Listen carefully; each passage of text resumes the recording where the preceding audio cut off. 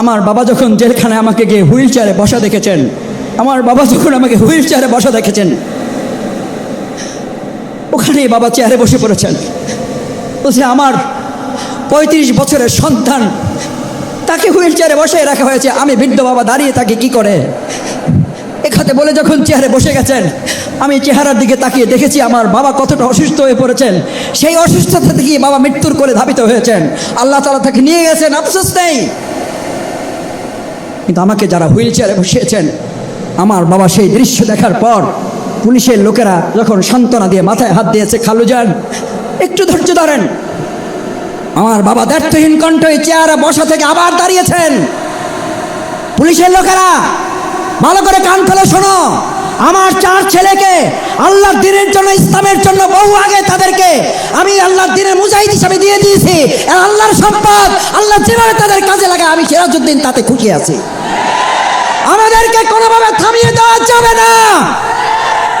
আমার সাথে আমার বাবা লড়াই করেছেন, আমার সাথে আমার মা লড়াই করেছেন, আমার সাথে আমার সহধর্মিনী লড়াই করেছেন, আমার সাথে আমার সামনে বসা সেজ ভাই মনিরুল ইসলাম আজাদ লড়াই করেছেন। রাতের পর রাত বাড়িতে পুলিশ এসে বিরক্ত করত। আমি মাঝে মধ্যে বলতাম, ভাই তুই বাড়ি থেকে বাইরে হয়ে যা, আমি ওখানে গিয়ে থাকি, এত কষ্ট আর শুনতে ভালো লাগে না। এই পরিবার আমাকে বলেছে তোমাকে আমাদের ঘর নিয়ে, আমাদের বাড়ি নিয়ে, আমাদের পরিবারের সদস্যদের কিনে, এমনকি আমার মা বাবা নিয়েও তোমাকে চিন্তা করতে হবে না। আমার এই সেজ ভাই মনিরুল ইসলাম আজাদ আমাকে নিশ্চিত করেছে যদি আমি বেঁচে থাকি, আমার বাবা মা আল্লাহর উপর ভরসা করে আমি দেখে রাখবো, তুমি আল্লাহর দ্বীনের জন্য কাজ চালিয়ে যাও। আমার ভাইয়েরা, আমাদেরকে কেউ থামাই দিতে পারবেন না, আমাদেরকে ভয় দেখিয়ে লাভ হবে না। এখন যৌবন যার, যুদ্ধে যাবার তার শ্রেষ্ঠ সময়। এই তরুণ, এই ছাত্র সমাজ শুধু 2024 সালের জুলাই আগস্টে ভূমিকা রাখে নাই। এই তরুণ ছাত্র সমাজ 1971-এ ভূমিকা রেখেছে, 47-এ ভূমিকা রেখেছে, 52-এর আন্দোলনে ভূমিকা রেখেছে, 90-এর স্বৈরাচার বিরোধী আন্দোলনে ভূমিকা রেখেছে। এই ছাত্র সমাজই আগামী দিনে তারা ঘোষণা করবে তারুণ্যের প্রথম ভোট ইসলামের পক্ষে হোক। এই ছাত্র সমাজ ঘোষণা করবে ছাত্রদের প্রথম ভোট ইসলামের পক্ষে হোক। এই জন্য আমরা তরুণ এবং ছাত্র সমাজকে নিয়ে আজ এই আয়োজন করার প্রয়োজনীয়তা অনুভব করেছি। এই তরুণ এবং ছাত্র সমাজ ঘোষণা করবে, যেই তরুণ ছাত্র সমাজের ভোট হয়েছে 2008 সালে, সে আজ পর্যন্ত ভোট দিতে পারে নাই। এখানে এমন অনেক তরুণ যুবকেরা আছেন 2008 সালে তার ভোট ছিনতাই করা শুধু হয় নাই। আমার আগে একটু বক্তা একজন বলেছেন, এই বাংলাদেশে দামি একটা নির্বাচন হয়েছে, শুধু দামি নির্বাচন হয় নাই, দামি নির্বাচনের মাধ্যমে একটা দামি সরকার হয়েছে, দামি সরকারের মাধ্যমে একটা দামি বিরোধী দল তারা করেছিল। এই দামি সরকার এবং দামি বিরোধী দলের লোকেরা শুধু দিনের ভোট রাতে করে নাই, আমাদের ভোটারদেরকেও দামি ভোটারে তারা পরিণত করে, আমাদের একজনের ভোট আরেকজনের দিয়া আমাদের নাগরিকদেরকে দামি নাগরিকে পরিণত করেছে।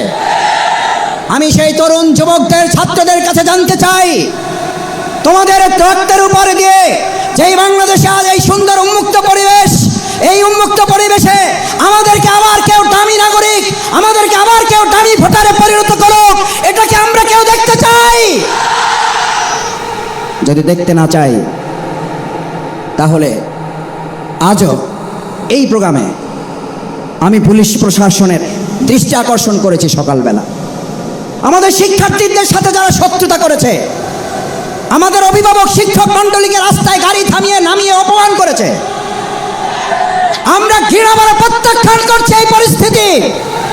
আমরা একটা কথা পরিষ্কার বলতে চাই, ফ্যাসিস্টের উৎখাত করার মধ্য দিয়ে, দেশটাকে বাধ্য করার মধ্য দিয়ে যে ফ্যাসিস্টের খবর রচনা হয়েছে, আর নতুন কোন ফ্যাসিস্টের মাথা উঁচু করে কারণ এই বাউফলবাসী দেখতে চায় না।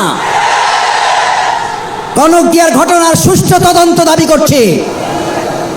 কনকদিয়ায় আমাদের এক ভাইকে গুলি করার হুমকি দেওয়া হয়েছে, সুষ্ঠু তদন্ত করে তাদের গ্রেফতারের দাবি করছি। বাউফলে নতুন করে আর কোনো সন্ত্রাসীদেরকে সহ্য করা হবে না। কেন? এই তরুণ যুবকদেরকে বিগত 17 বছর তারা তাদের হাতে তুলে দিয়েছিল অস্ত্র, আমরা তাদের হাতে তুলে দিয়েছি আজকে ক্রেস্ট এবং কলম। আমরা তোমাদের অস্ত্রের জবাব ক্রেস্ট এবং কলম দিয়ে দিয়েছি। সুতরাং আজকেও যদি আবার বাউফলে কেউ আমাদেরকে এই কথা বুঝাইতে চান, অস্ত্র দিয়ে আমাদের কলম এবং ক্রেস্টের মোকাবেলা করবেন, ভুল পথে হাঁটছেন, কল্যাণ হবে না। বাউফলবাসী এটা ভালোভাবে নেবে না। নিচ্ছে না। আজ বাউফলবাসী রাস্তায় রাস্তায় বলেছে, আমাকে ভাইয়েরা বলেছে, আমি 2-3 বার এখান থেকে কোনো কারণে বের হয়েছি, অটো রিক্সায় উঠেছি, গিয়েছি, আসছি মেহমানদের প্রয়োজনে। অটো রিক্সার আমার সম্মানিত ভাইয়েরা বলেছে, কেউ ভাই বলেছে, কেউ স্যার বলেছে, আমি বলেছি আমাকে স্যার বললেন না। কয় স্যার আমাদের ঈদ তো 7 তারিখে হয় নাই। আমি বললাম কয় তারিখে হয়েছে? 8 তারিখ। বলছে না 8 তারিখে হয় নাই। আমি বললাম কয় তারিখে হয়েছে? 9 তারিখে হয়েছে। বলছে না 9 তারিখে হয় নাই। আমি বললাম কবে ঈদ হয়েছে আপনাদের? বলছে আমাদের ঈদ হয়েছে স্যার আজকে 10 তারিখ। আমি বললাম কেন? বলছি ঈদের দিন, ঈদের আগের দিন, পরের দিন, তারপরের দিনও আমাদের বাউফলে এত অটোরিকশার সংকট হয় নাই। আজকে এত অটোরিকশা এবং গাড়ি নিয়ে আমরা যখন আসছি, কোনো কোনো ক্ষেত্রে আমরা সন্তানদেরকে বলেছি তোমাদের টাকা দিতে হবে না, তোমাদেরকে এমনি নিয়ে যাব।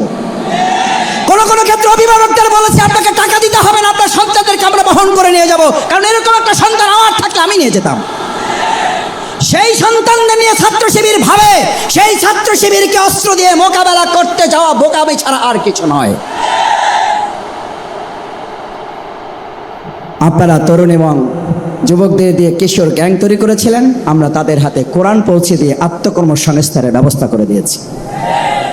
আমরা এই বাউফলে 2006 সালে আমি ছাত্র শিবিরের কর্মী হিসাবে একটা প্রোগ্রাম করে বলেছিলাম, এই বাউফলে যদি জামাত ইসলামী ছাত্র শিবিরের চেয়ে একজন কোনো নেতা আমাদের তরুণ এবং যুবকদের আত্মকর্মসংস্থান, চাকরি, তাদের বেকারত্ব দূরীকরণে জামাত এবং ছাত্র শিবিরের চেয়ে কেউ ভূমিকা পালন করে থাকে, তাহলে আমি বাউফলবাসীর কাছে মুখ দেখাবো না।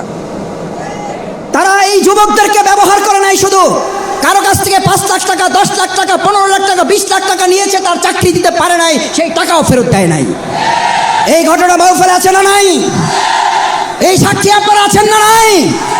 আর জামাত ইসলামী ছাত্র শিবির আমাদের কাছে যখন চাকরির জন্য বলে না, আমরা তাদের কাছে গিয়ে বলেছি তুমি শিক্ষিত, তুমি বেকার, তোমার আত্মকর্মসংস্থানের দায়িত্ব ছাত্র শিবির ইসলামী জামাত ইসলামী গ্রহণ করবে।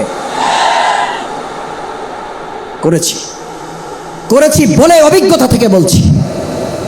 সে একটা বায়োডাটাও নিয়ে যায় নাই, আমার টেবিলে বসাইছি।